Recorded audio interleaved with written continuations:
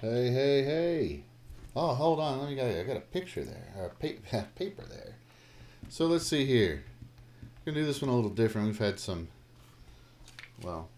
kids being kids and kind of butting in where they don't really belong, doing kind of silly stuff. So we're gonna do this one a little different. You can only find this if you click the link in Google Classroom. So it might take a little longer for people to join in. But what I'll do is when we get started, I will go ahead and when I upload it, I'll go ahead and edit out the beginning. That it takes everybody a little time to get here.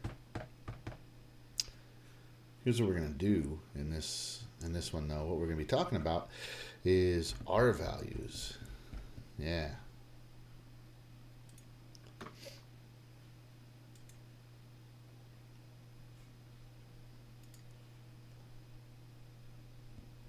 Let's wait and see if we get anybody showing up. Hold on, maybe nobody's showing up because nobody has the link. Let me check. Yeah.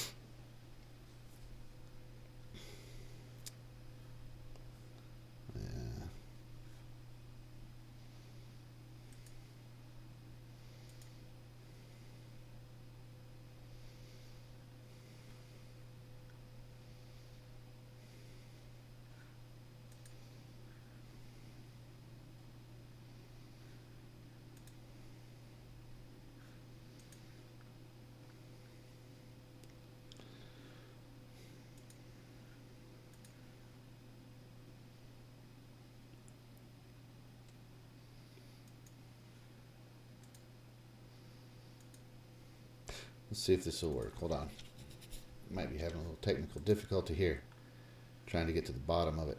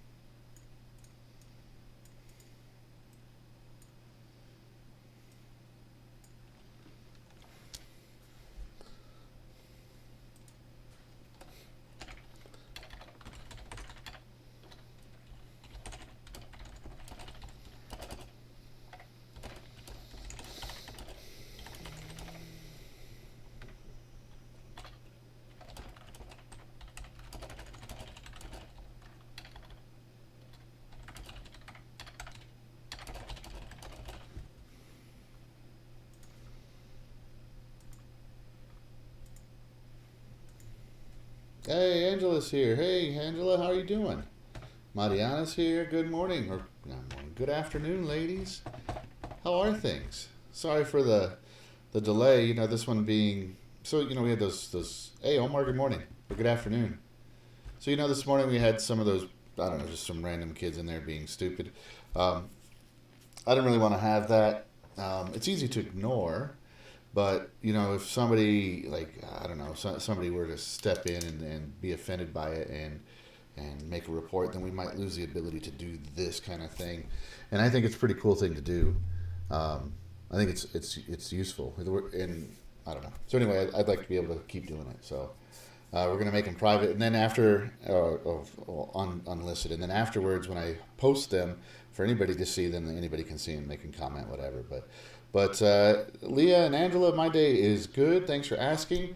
Had a little lunch with my wife. We finished watching the Tiger King. I don't know. I can say that I was enthralled by the show.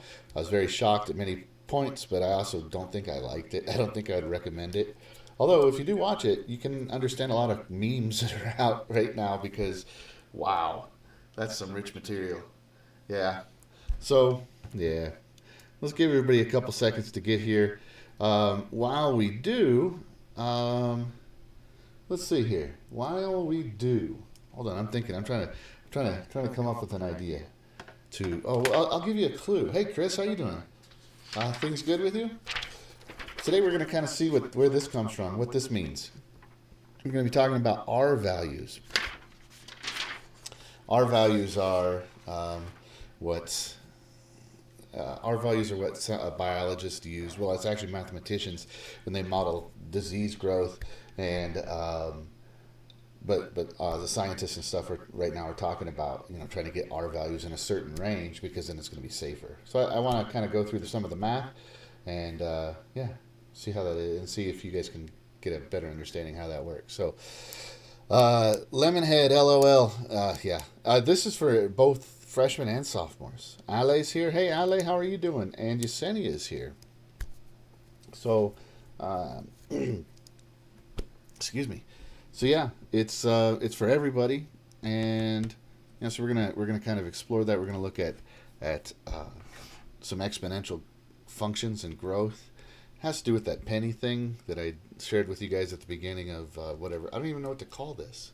Hey, you guys have to come up with a name. What are we gonna call this? Like this way of conducting school, like we've been stuck having to do. We need a name for it, right? Oh man. Class COVID? I don't really know. Huh. Well, I'm also curious because I'm going to play for you a video. It's really short. It's like 25, 30 seconds long or something like that. And I need to make sure that you guys can hear that. So while we're waiting for some people to show up, let me show you the video, and then you guys tell me if you can hear it. And hello, Danitza. How's your afternoon?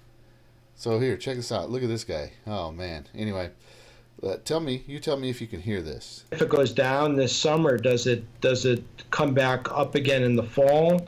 Does it come back up again early? Can I pause you for a second there? Let's see.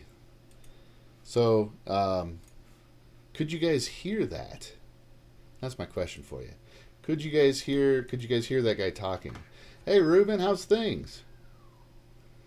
Yeah, so you guys let me know in the chat room right there if that was audible, if you could hear it. Yeah. Because if not, I think I know what I can do to fix it, but if you can, then it's already good to go.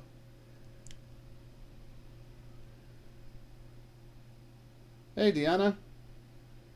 How you doing today, Deanna? You doing all right? Hey, I think by tomorrow. So while we're... Hey, Hector, good afternoon. So while we're waiting for everybody to show up, I think that by tomorrow we're supposed to have a game plan of how we're assigning you grades for this quarter, for school, for all that kind of stuff, for credit. And I'll let you guys know when I find out, okay?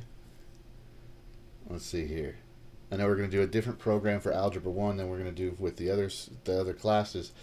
But, yeah, we'll Algebra 1 can still stay involved with everything we're doing. If you're in Algebra 1 class, like a couple of you guys are right there, and you want to keep doing like you're doing, I think that's a great idea. All right. So, good. It was audible. All right. Yeah, Deanna, I'm doing all right.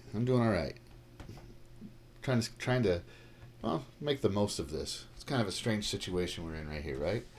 All right, so let's go ahead and get started because I think whoever's here is here, and yeah, so let's get started. So check this out.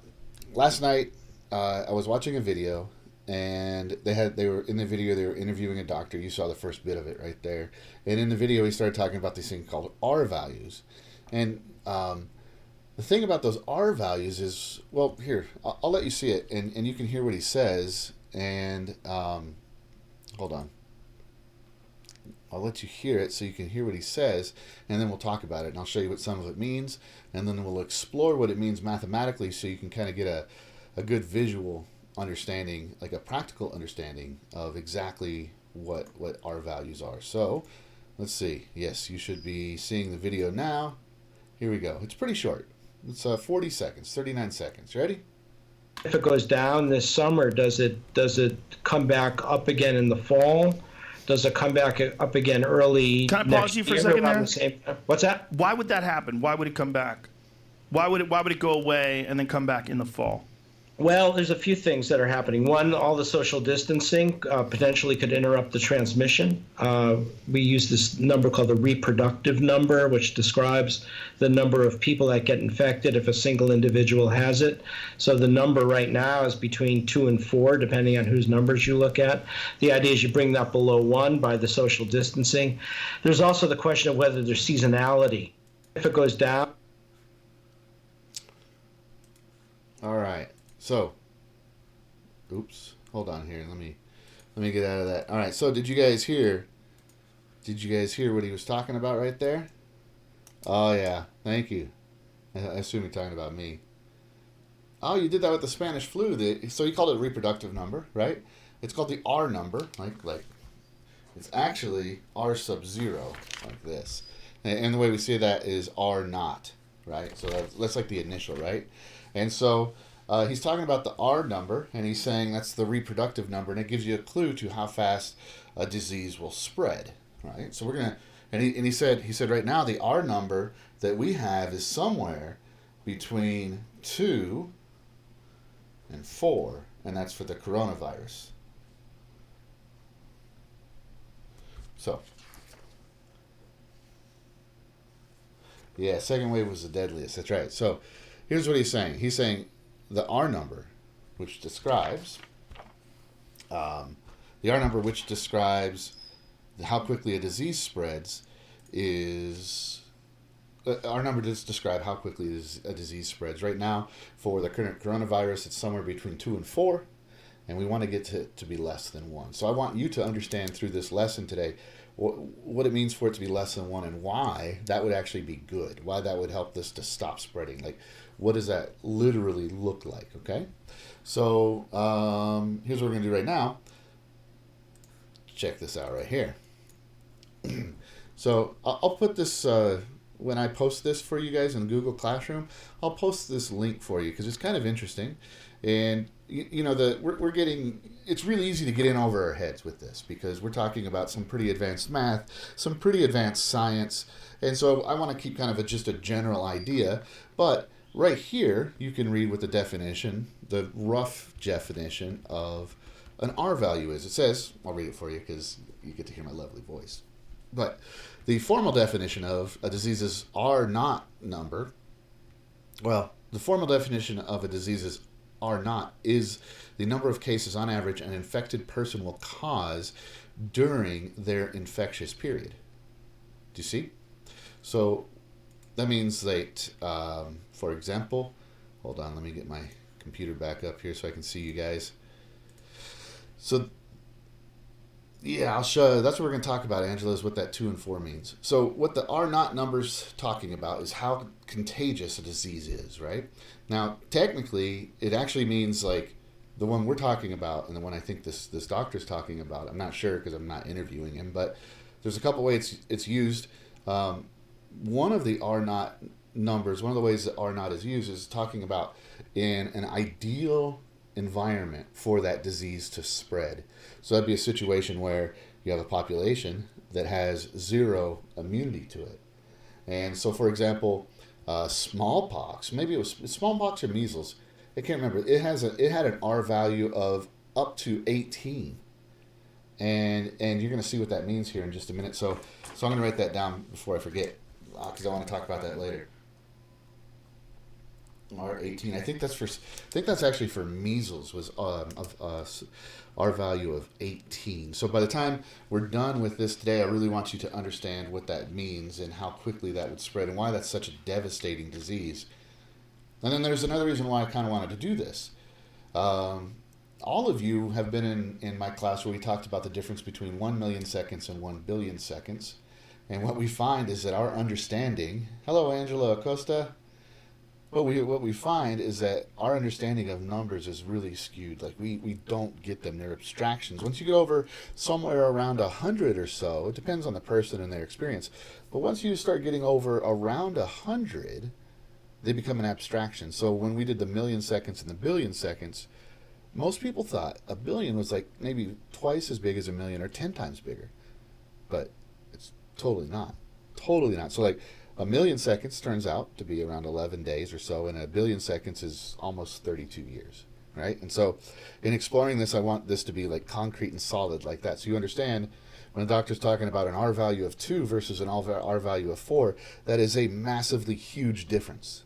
So when the doctor said, hey, we have an R value of 2 to 4 for this current coronavirus, that's a huge estimation. I'm not picking on him. We don't know. There's not enough information yet. This is brand new. So just to make that clear, I'm not picking on the man. All right. Alicia is here too. Hello, Alicia. How's your day? Hope everything's doing all right with you guys. All right. So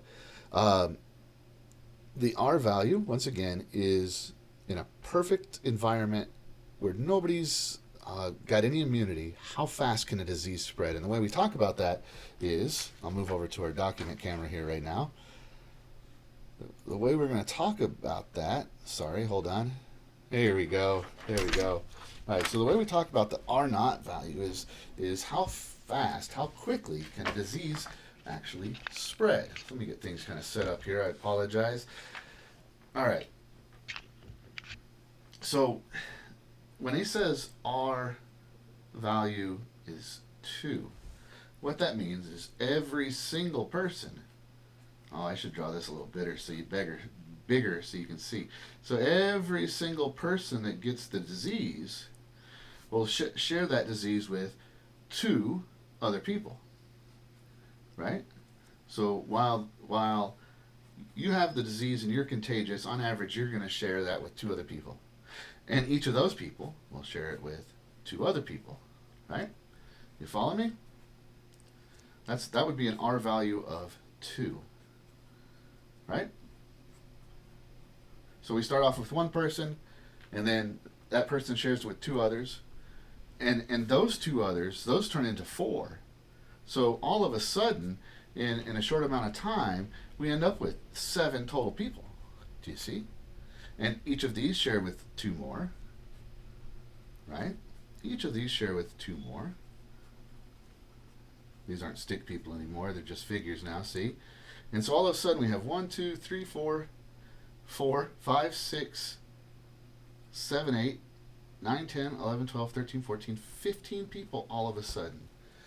And so that number just grows super, super fast. And that's with an R value of 2. It is exponential, Ruben. It is absolutely exponential. So that's kind of a diagram of what exponential looks like. And if we did one more iteration, it would look like this. Each of these people shares with 2 more people. So we could actually do this way faster. We could actually use some math tools to write this way faster, but I kind of think this is more powerful because it's visual, and sometimes when we take the time to look, we see a little better. So this is going to be 16, and this was 8, and this was 4, and this is 2, and that was 1. So 16, 8, 4, 2, and 1. So if you add all that up, right, that's 24, 28, 31 people. All of a sudden, we went from 1 person having it to very soon having 31 people having it, right? And so that's absolutely exponential. If you were to graph that, we started off with 1 person right here. We had 1 person that had it, and then, you know, as the days go on, pretty soon you have 3 people that have it, and then you have 7 people that have it, and then you have, right? You see what I mean, right? Then you have 15. It's almost doubling every day, and then 15 to 31, and then the next one's going to be what? I don't even know. Anyway, we'd add 32 to that, so 63. Absolutely exponential. So you see how it grows, and you see why it's kind of a huge deal, right? And this is, of course, a situation where there's no immunity, so it can just take off. And this disease is a novel disease. It's brand new. It wasn't even discovered until December of 2019, and it was discovered in 2019 in December of 2019, and we actually know, because I can kind of trace it back, its roots, they actually know that it came into existence, it mutated to this current state in November, the 3rd week of November of 2019. So you see, it's brand new. Nobody has any immunity to it. We don't know what's going on with it. I don't mean this to scare you. I just want to show you how it is, because this isn't a perfect environment for the disease. We are separating. We are working on treatments and all that kind of stuff. But I just want to kind of get you aware of how those numbers work. So let's go ahead and before we take a look at the R4 value, that's when I really wanted to kind of like flesh out for you guys, like on paper, like we did here. See, I did it earlier here on my own. Can you imagine how bad that smallpox would be? No, measles. Measles. It was 18. In fact, let's see.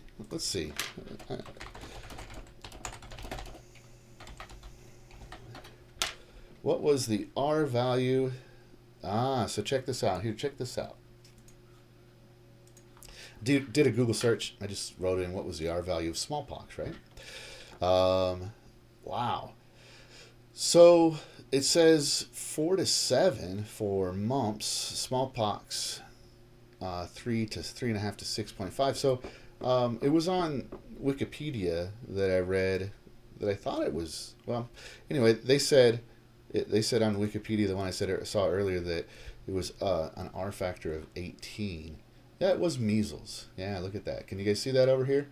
The R factor of measles is 18. That's why people get vaccinations. and here, for COVID-19, and this is changing all the time. For COVID-19 right now, the R factor is anywhere from 1.4 to 3.9. They don't really know for sure. And that's going to change. It's either, it's a best guess. We don't really know. All right. So, let me get back to here we go. So all that's kind of strange, right? Oh yeah, Demo thinks he can take on COVID-19. Well, Demo, I hope you don't have to find out. And it's really not even about it's really even not about you guys getting it or me getting it or any of us in particular. It's about everybody getting it, overwhelming things. So that's kind of why this is really important, to make sure that you are practicing social distancing. Because if this is kind of a sad story. This is a sad situation. So my wife, she works at a dental office in Green Valley, a bunch of old people, right? Somebody called the other day to say they needed to cancel their appointment. They didn't know the office was closed at least until the end of April. But called to cancel the appointment. The woman said that her husband had died, and he died due to the COVID-19 disease, right? And she said the worst part about it is that she couldn't be there with him in the hospital. His family couldn't be there. He was completely quarantined from them. And now that he's died, each of those family members is also quarantined. So this poor woman lost her husband, couldn't be there with him to say farewell and get all that kind of closure. And now she is stuck at home to mourn in isolation for the next 14 days to make sure she doesn't have it. That sounds like some kind of crazy hell. That's it right there. It's really not about if I get it or you get it. It's about preventing those kinds of things and other stories that are similar. So, but that's not really, that's a real downer. That's not what I really wanted to talk about with this. I just wanted to see how the math worked, okay? How populations grow and stuff like that, okay? Oh, hey, Sasha. I didn't see that you got in here. Yeah. Oh, yeah. Mariana, amen. Mariana says she wants to social distance from her family. Yeah, it's going to be good to get together with people later and be good maybe for some people to have some distance, because especially with families, if you have a lot of people in a house, it's hard to give personal distance to people, and we all need our own time, like our away time. So, yeah, I get you. All right, so let's go ahead and take a look at the R4, all right? The R18 is just crazy to me, though. So maybe we'll do a little thing on Desmos with the R18, okay? All right. I was just reading the comments to make sure in the chat to see if you guys had questions for me. All right, so let's do this, right? So let's do R4. Let's do an R4 and see what that would look like. This, by the way, is called a subscript. Remember how in the slope formula you have y2 minus y1? Those are called subscripts. x2 minus x1. Well, R-Naught means the initial value. So, like, this is the first y, that's the second y. We could have our first y. We don't really do that in algebra with this kind of stuff, but that's what it means. R-Naught means the initial value of r, and this is like the contagion rate. This is the contagion rate. Well, no, it's not even the contagion rate. It's the rate at which it spreads. So it doesn't matter. So here we go. Here's our first sad person. They've got the virus, right? They've got the virus right here. They're sad. Well, they're not even sad yet. You know why? Because they don't know they have it. So they don't know how they have it. They're going around doing their daily business, right? And hey, Nelson, how you doing? They're going about their daily business, and so if it's an R value of 4, that means they send it to this person, and they send it to this person, and they send it to this person, and they send it to this person. So this one person sends this to 4 different people. Yeah? All right. Now, each of these 4 people send it to 4 more people. So like this guy right here sends it to 4 people. Right? And this guy sends it to 4 people. We're not talking about how quickly this happens yet. We will in just a second. I'm going to go ahead and move this guy down so I got some more room, right? 1, 2, 3, 4. So we'll just do little boxes for these folks, right? So 4 is really fast. 4 is way, way fast. So check this out. So at first we only had 1 person, right? And then we had a total of 5, right? We had 1 person, now we have a total of 5, and now this is going to be 16. 1, 2, 3, 4, 5, 6. So each of these gives off 4, so that's 4, 8, 12, 16. So that's a total of 21 people. Now, from what I understand, and this was a little more than a week ago when I learned this, so this could be changed now. But they say this time span from here to here as was about 2 days. Do you see? So that doubling thing would take about 2 days initially without any kind of social distancing. That is crazy. That's a good question, Alicia. She wants to know how would the equation look, and we will definitely be talking about that in just a minute, okay? All right, because we don't want to draw pictures forever, and we would like to see, we want to compare some of these things, right? Okay, so let's just do one more. You know how each of these is going to get another 4? Right? Each of these is going to produce another 4 cases with an R value of 4. Right? Now, they're approximations, they're guesses. Sometimes things are better. Usually they're better. Sometimes they're worse. But either way.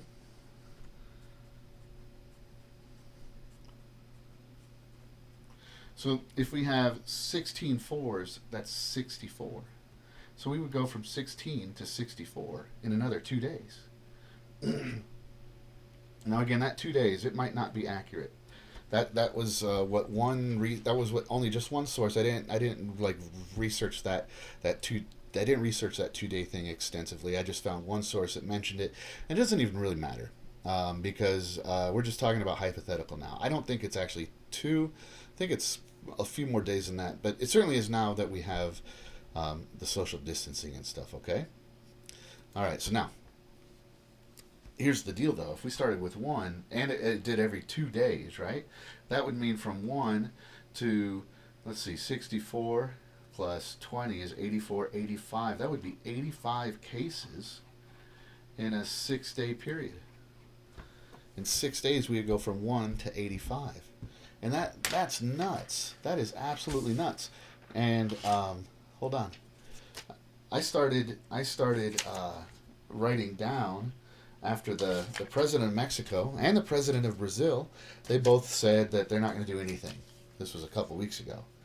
This was on 3/25. The president of Mexico said we're not going to do anything. And at that time he had 405 cases, and it went up to 475 the next day. And let's take a look and see where they're at now, right? So there are things that are happening. Not everybody lives in tight areas, so it doesn't grow as fast as this, thankfully, because that would be pretty much the worst, right? So here's our map. I'll switch over for you here. here's our map. I can put the link to this if you want to, so you can kind of see. All right, so here's our map.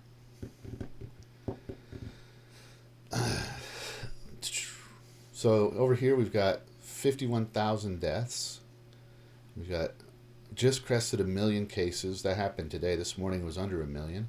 And these are reported. So it's not live data. It takes a little while because all these countries have to report everything. But this is where the spread of it is, right? So Mexico, about a week ago, had 400, and now they have almost 1,400. So that's really taking off, and we don't really know how the testing's going on, because the testing, not a whole lot of testing kits, and things are worse than that in Brazil. Brazil's up to almost 8,000. So it's really important, regardless. So one of the reasons I want to talk to you about this is it's really important to understand how the math works. Like, people making decisions like that, that's the consequence of having a mathematically illiterate society. And I'm not saying Mexico and Brazil are unique that way. Almost the whole world is anymore. People don't understand how basic math works. And so then when doctors are telling them about how all of this is, they can't make a good decision because they don't really understand. We think linearly. We think everything's going to be, if it's a change of 2 today, it's going to be a change of 2 tomorrow. But it's not. If it's a change of 2 today, the way this is going, it's going to be a change of 4 tomorrow or more. Do you see? Okay. So anyway, So Yesenia, that's the idea. So by having this social distancing, the idea is that with the social distancing, this will slow down. We won't have an R4. And so the reason this R4 works, where they come up with that number, is what they're saying is that if you have it and you don't know and you're just walking around and just bumping into people at work, at the store, your friends, whatever, you're going to give it to 4 people just from daily life. Whereas if you're not going outside as much and you're not going around, you're not seeing new people, you don't have that opportunity to see as many people. Yeah, okay? So...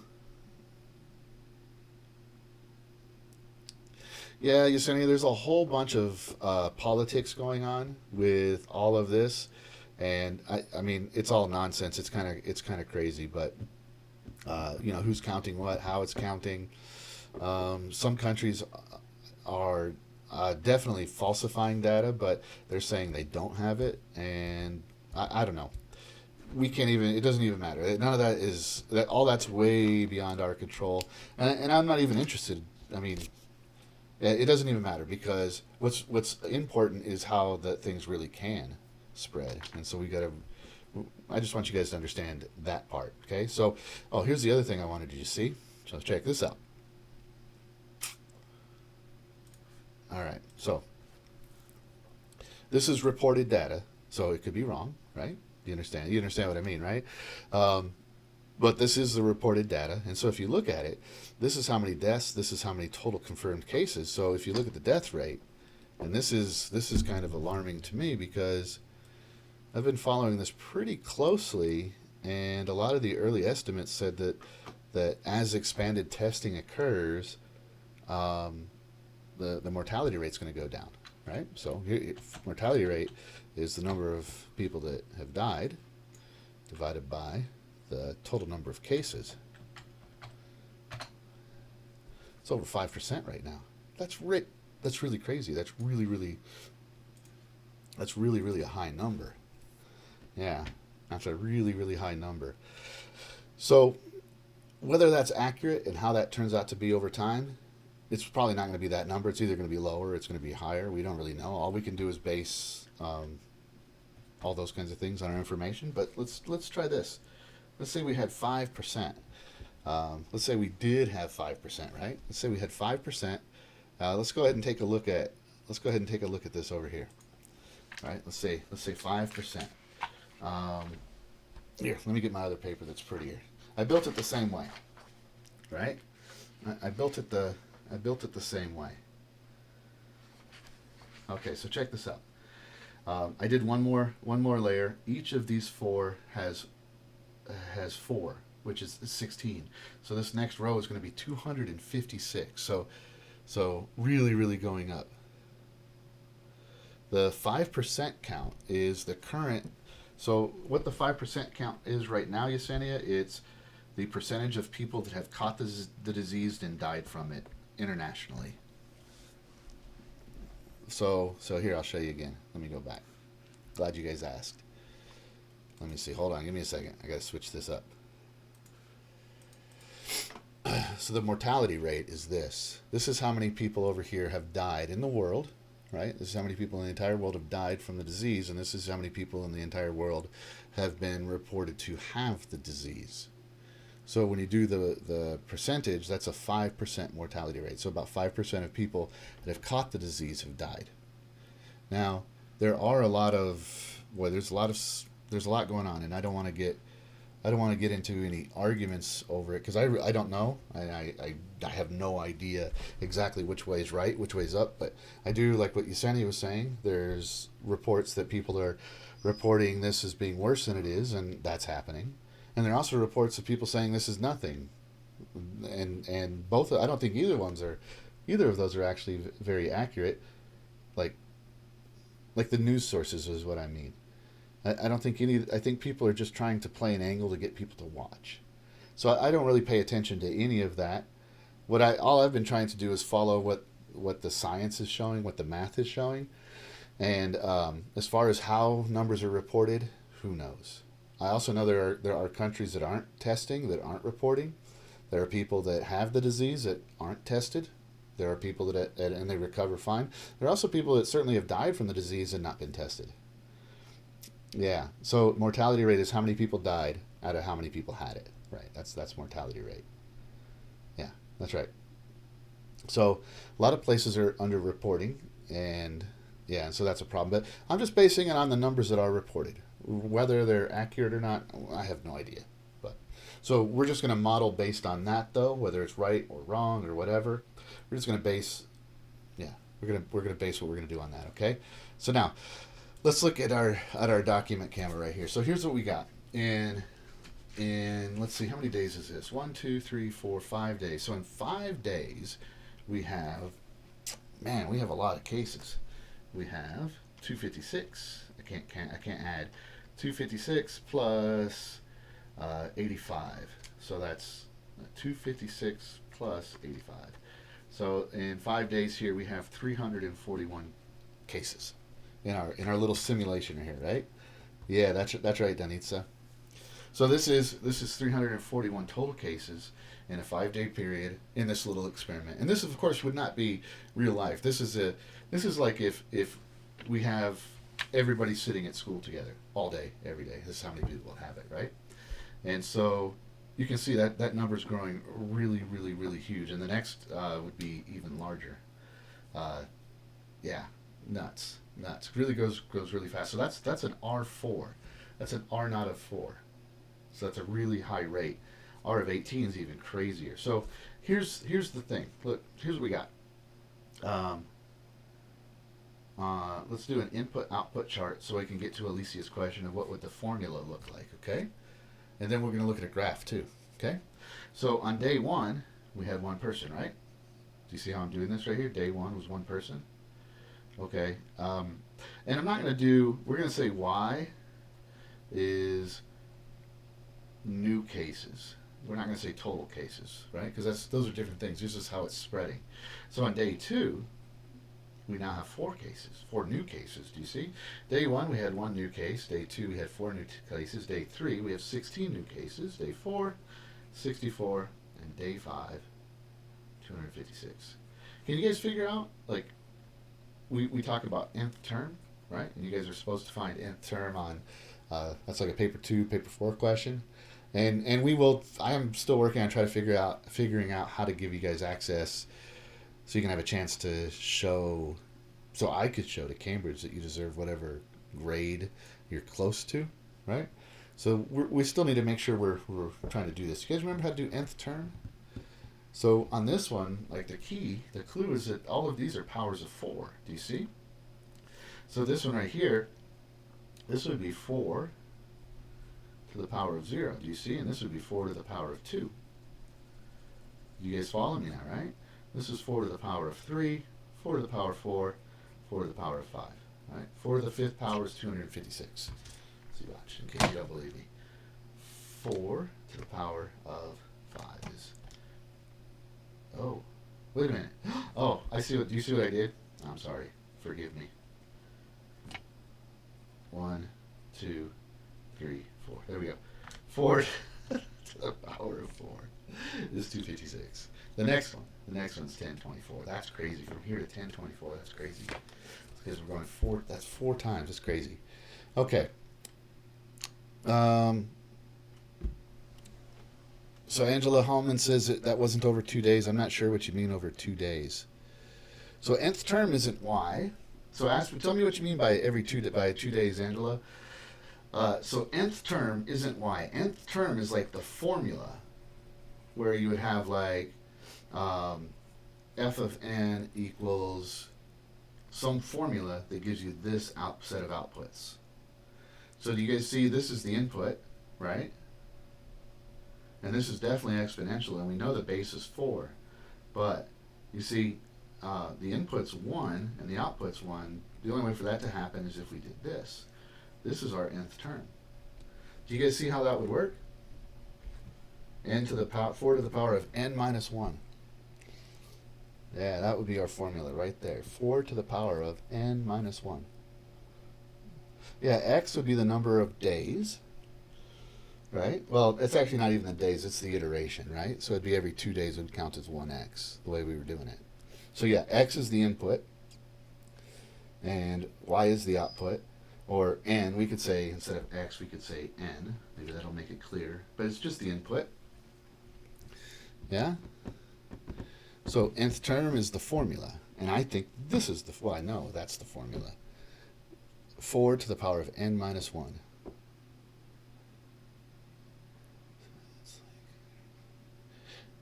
No, nth term. I'm not sure I understand your question, Yesenia. Okay, let me read what Angela's saying here. Yeah. So I know I confused you guys with that. So Angela, you're right. We were talking about from here to here taking 2 days, right? Well, and that's true. That's what it looked like is happening right now. But for just our modeling situation, we're not going to do the half days. So we're going to say each one of these is a 2-day period. So this is our first check, second check, third, fourth, fifth check. Do you understand what I mean? So don't get hung up on the detail of the number of days. We're just worrying about the iterations. And we only want to look at whole numbers because we don't want to start dealing with all the fractions. So we'll say n is 1, 2, 3, 4, 5. Would actually be 10 days here, right? But we'll say 1, 2, 3, 4, 5. And it goes up pretty slow. Even 250, for like a country, 256 people is nothing. That's nothing. Even for Santa Cruz County, 254 people is not that many people. But when you have a country of 328 million people like the United States, that's nothing, but it grows really fast. So let me get Desmos started up here.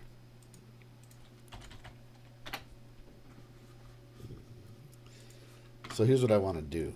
Here's what I'd like to help you guys out with now. Here's what we got. We got Desmos, right? We got 4 to the power of n minus 1. 4 to the power of n minus 1. Ay. All right, hold on. 4 to the power of n minus, or let's do x minus 1. So we got to use x on here. That's one of the things that gets a little confusing when you're dealing with math, is a lot of graphing software you only uses x's, and we're used to using x and y coordinate plane.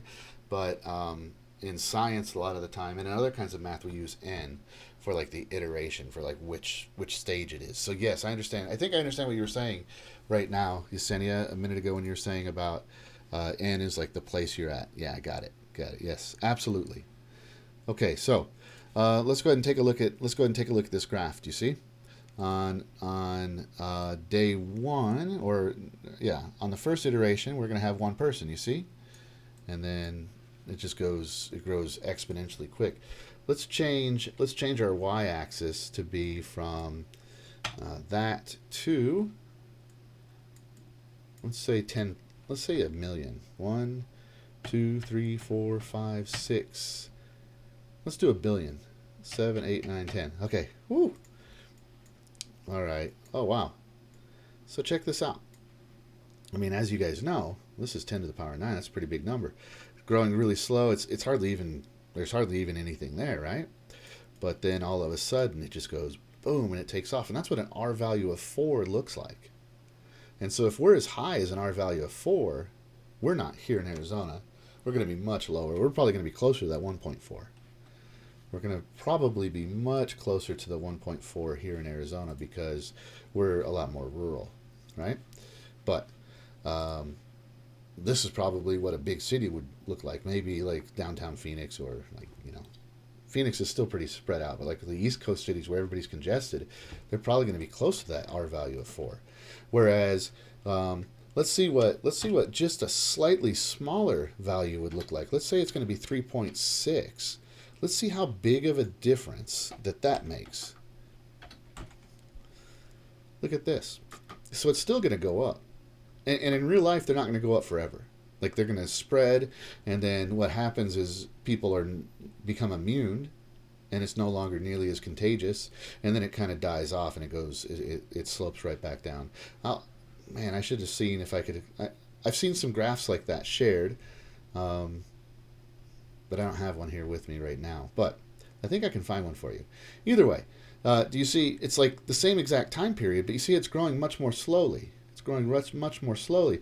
And what we're hoping is, like, before we get to like this kind of level where we have that many people having it, that we have a treatment that's effective, or we have a cure, right? Or a vaccine. That's kind of the hope. That makes sense to you guys? Okay, now let's see what an R value of 2 would look like. Look at this. An R value of 2, it's still going to be exponential. It's still going to explode. It's just going to grow so much slower. So this red one is an R value of 4. This blue one is an R value of 3.6. Let's do one more. Let's do that crazy measle one. Let's do an R value of 18. Well, that's just crazy. Look at that. R value of 18. That thing just takes off so fast. It just all of a sudden it's going slow, and all of a sudden, boom. I'm gonna change our Y scale to make it a little bit better, okay? So we have from 0, let's do Y axis from 0 to, let's go ahead and say 100,000. Let's do that. All right. Let me try one more time. I don't like the 100,000 one. Let's do 2, 3, 4, 5. There. Let's try that. This might give us a little bit better of a view. Ooh, wrong way. Okay. So here's what we got. This is an R value of 18, and it looks like if each of these is 2 days, it would be in just about 2 weeks that all of a sudden it would take off and would be completely out of control. Whereas an R value of 4, it's going to take quite a bit longer. It's going to take about a month, almost, before it's out of control. 3.6, that's significant, because you're talking about another week of time, and who knows what can happen in that week of time. It's really about slowing it down, right? So things don't get overwhelmed. Now, check this out. They said they want an R value less than 1, and here let's see why. Let's do 1.01. That's more than 1, right? Do you guys think that an R value of 1.01, what do you think is going to happen with that?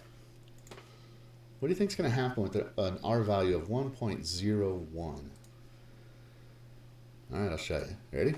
But I want you to take a guess. Don't just wait and see. I want you to take a guess. When I put -1 in there. All right, so check this out. What's going to happen? Is it going to take off eventually? Or is it going to, like this one, like almost took a right turn or a left turn, just took off. This is a little more gradual. This is even more gradual. So like if I did 3.01 here, we'll do 3.0, let's do just barely more than 3, x minus 1. Like, see, it does take off, but it's a little bit more relaxed. It's a little bit more relaxed. And the green one over here was an R value of 2.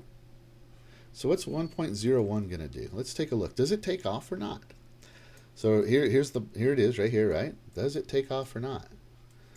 Oh man, it doesn't look like it, right? It looks like it's all good and dandy. 1.01. Oh, look at that. You think it's ever going to take off? I mean, it is going up, right? It is, right?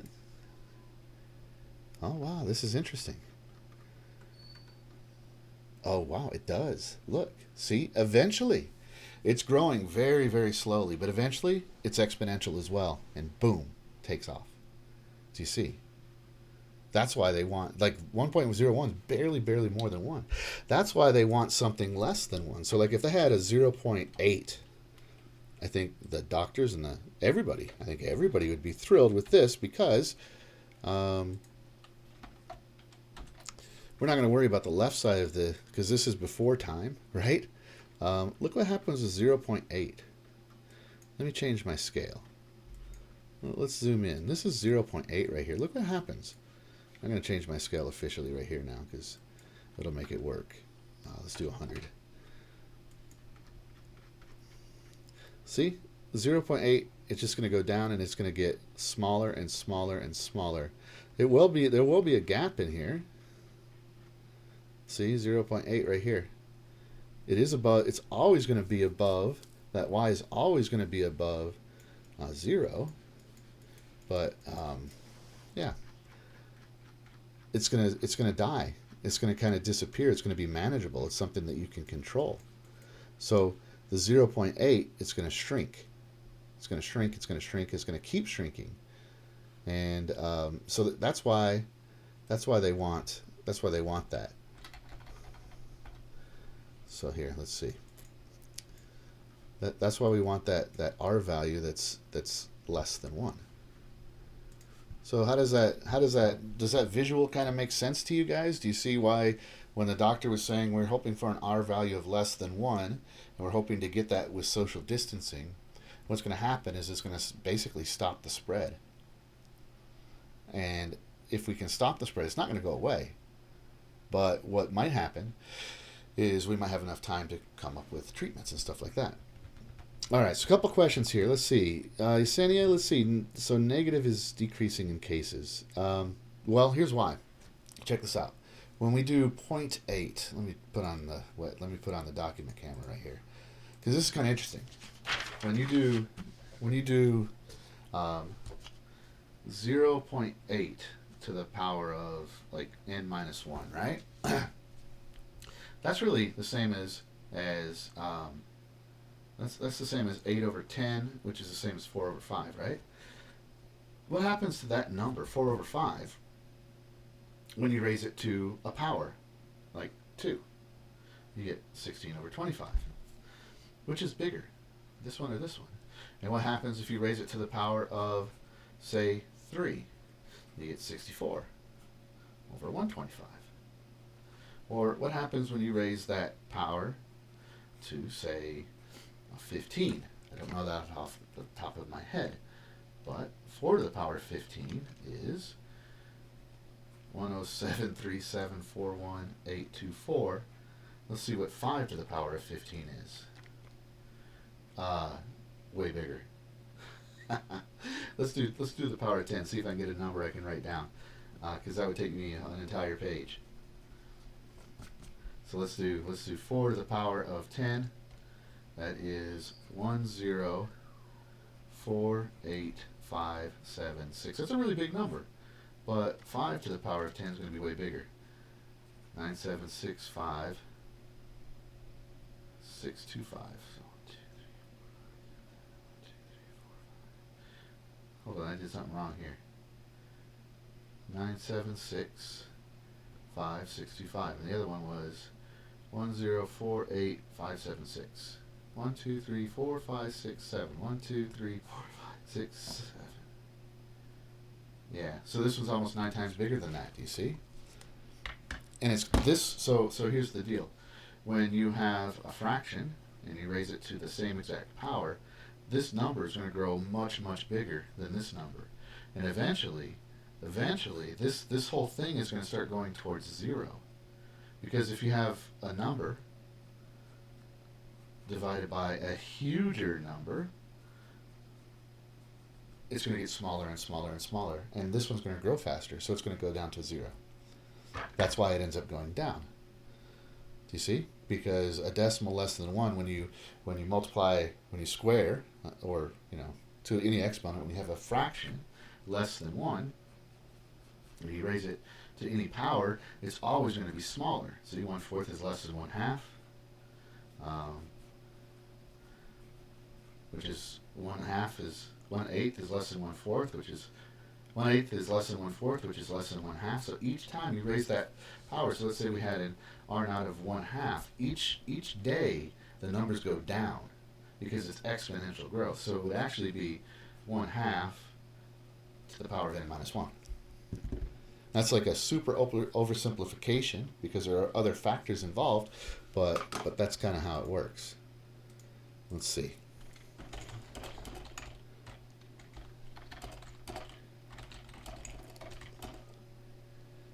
Let's see if I can find the COVID-19 models that have been published. There's so much nasty nonsense going on in the media. All these different sources are kind of like hating on everybody. It's kind of nuts. It really kind of upsets me because I think we have more important things to worry about other than who's politically going to gain or lose.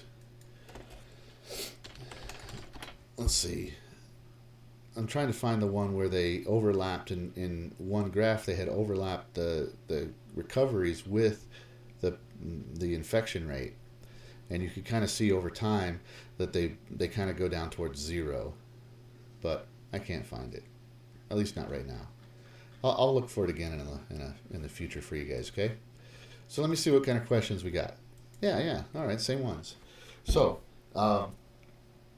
here's what I'm hoping. Do you guys understand why that R value, if it's more than 1 at all, like 1.01, it's still going to explode? It's going to be uncontrolled eventually. Whereas if it's less than 1, it's going to kind of shrink. Do you understand why?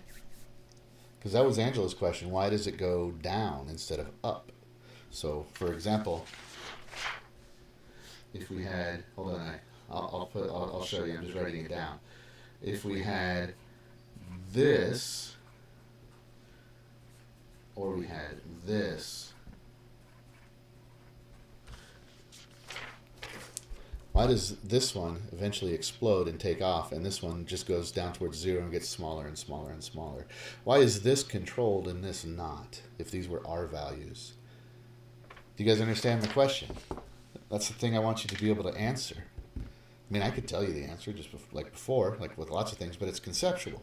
Can you explain it in your own words? Do you really understand why the doctor was now saying that we're looking for that R value to be less than 1? I saw some graphs and some things like that. Now, if we wanted to be, well, we could do this. We could actually kind of plot how many people are going to get hospitalized and the death rate and all that kind of stuff. But I think then we're kind of losing sight of the objective here. Because I don't want to scare you about the disease. I just want you to understand what the doctors are saying and what the math means, okay? So I want to make that really clear. I'm not trying to refute or support any statement from anybody on either side, because I really don't care what either side says. I really hate party politics. I think it's just absurd. But what I really do want you guys to understand is the math and a little bit of the science behind it when they're talking about the R-Naught value. That's just how quickly it's going to grow. Okay? A couple questions. Mariana says, so is there a chance that once the stay-home order is raised that the virus will come back again? There absolutely is, yes. So, for example, if they raise the order today, boom, we're in big trouble. I think that may have been Hong Kong. I could be wrong. I think it's happened twice in Hong Kong, maybe 3 times. They all went quarantined. It looked like it was good, safe to go back outside, right? And so they went back to work, and all of a sudden, boom, another outbreak. And there are media sources right now reporting that that's happening in China again.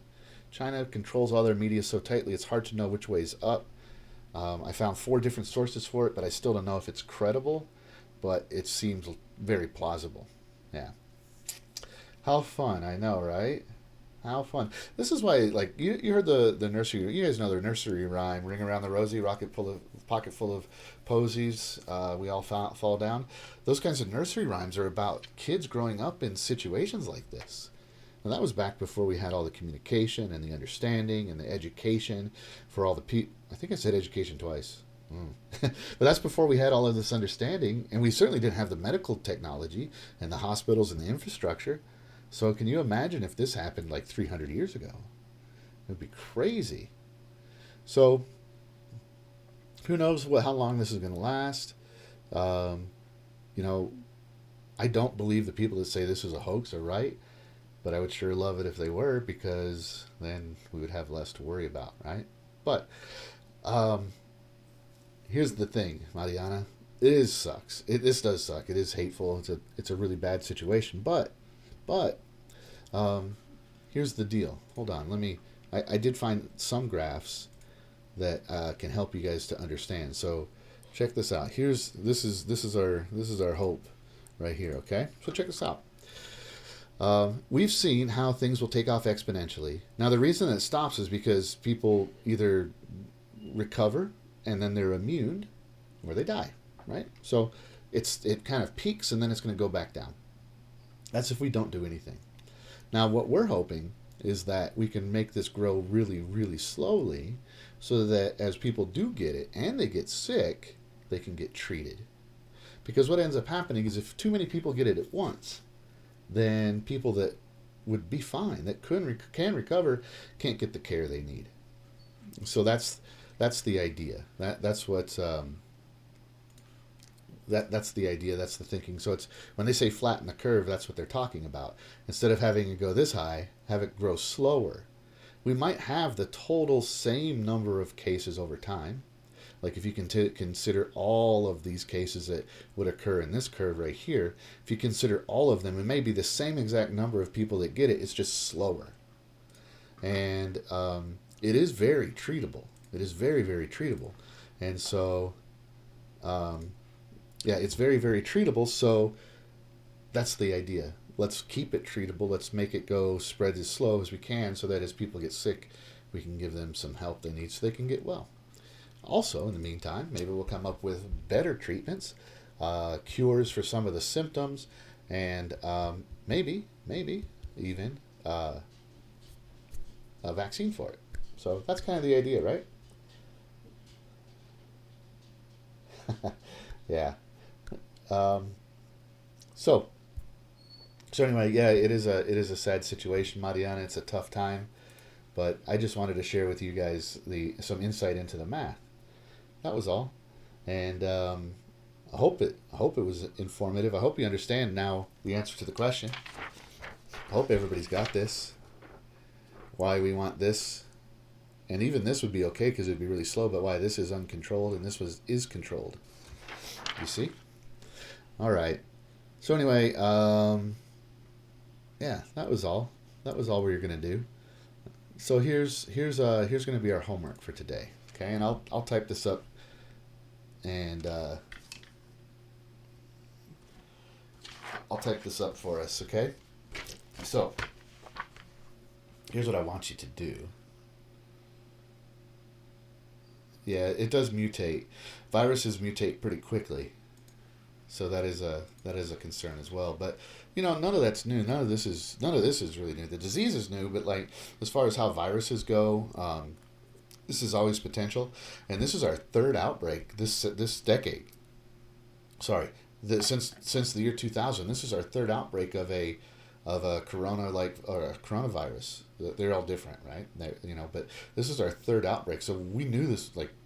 There were lots of scientists and doctors that knew something like this was coming, and yeah. So that's why when there's a new disease, like I don't know if you remember the swine flu, everybody was freaking out about it.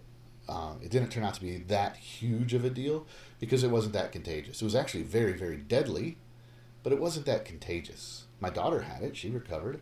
But that's why these things require great concern. So you shouldn't be afraid. You shouldn't be terrified. You should just be respectful, and you should understand that you don't want to spread it. Yeah, you just want to help out. So here's what I want you to do. Okay? Here's your homework. And I'll type this up for you, though. All right? I want you to see, let's say we had an R-Naught of 2.7. Okay? So we had an R-Naught of 2.7. You guys understand that that's going to be the base. And I want you to use this kind of a function. there's more to this than 2.7 to the power of n minus 1, right? Like the models are more complicated than this, but this is what they're based off of initially. That's exponential growth, right? So here's what I want to know. I want to know how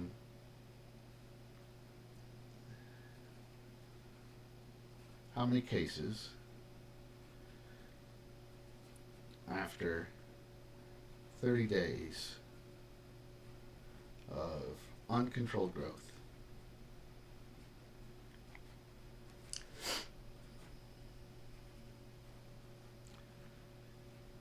Do you understand? Now, the cases I'm talking about total cases, not just how many on the 30th. Okay? And now I don't, when I say days, let's say n is 1 day. So we don't have to do, like, every third day. Let's see, I'm reading some some questions.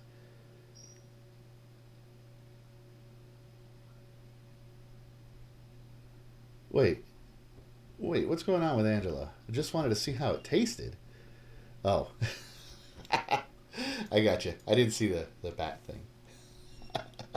Yeah, just from the bat. Actually, it wasn't the bat that got people sick. It was a pangolin, is what they think.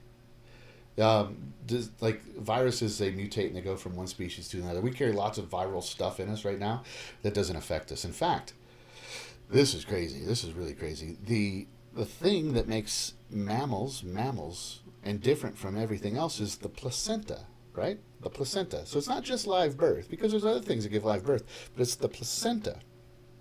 That's that DNA strand that makes the placenta. It's a viral DNA. It turns out, I think if I remember this right, it's about 18% of our genetic code or genome is, our DNA structure or code is 18% of it. I do speak English. 18% of our genome is viral. So 18% of all of the genetic code in our bodies is viral. And it's kind of weird. Most of it's just gobbledygook. It's nonsense. It doesn't do anything. Some of it does things like make placenta. It's weird, right? So, yeah, like sometimes when you learn some of the scary parts at first, it can seem like it's overwhelming. But the thing is, it's always been there. It's always been that way. We're just seeing a bad consequence of it right now. I have full confidence and faith that if people are just being smart about it and being prudent, and erring on the side of caution and being considerate of others, which seems like everybody's pretty much playing nice, then it's going to be all right. We're going to come out of this okay. And don't eat bats, Angela. So your homework. Before I sign off, I want to see if you guys have any questions about the homework, and I will type up the question. I'll put it in Google Classroom for you. But here it is again, just to make sure. Let's say we had an R-Naught value of 2.7, and we're going to use this function right here, that exponential function, right? And yes, n is x. N is x. That's right. X and n are both the inputs. So they use n for like the word number, literally. So a lot of the times when you're dealing with n, I'm sorry if my sigh sounded like I was tired or fed up with your question. It's not that at all. It's just I was about to explain it and I started realizing how complicated it was, and I wasn't mad at your question at all, Yesenia. So n a lot of the time is just the input, right? And a lot of the times it's the number. They'll be defined as a whole number or whatever. So for now we're going to say n is the number of days. Yeah, so that'll be the input. The output will be whatever that turns out to be, okay? It's a good question. So use R-Naught of 2.7. That's our function right there. And I want to know how many total cases after 30 days of uncontrolled growth. Let's assume nobody dies. They just get it. They don't recover in 30 days. Let's just see how many cases were there, regardless of what happens in the 30 days. How many total cases in 30 days of uncontrolled growth with an R-Naught of 2.7. Yeah. So sorry if it freaked you out, Mariana. Yes, Diana. N is the input. Sorry if it freaked you out. I didn't mean to freak you out. I just wanted you to understand how it goes. And that's exactly why doing this is doing this social distancing is super important, because we keep it from just taking off and wreaking too much havoc. It's already wreaking crazy havoc. I mean, school's canceled for the rest of the year.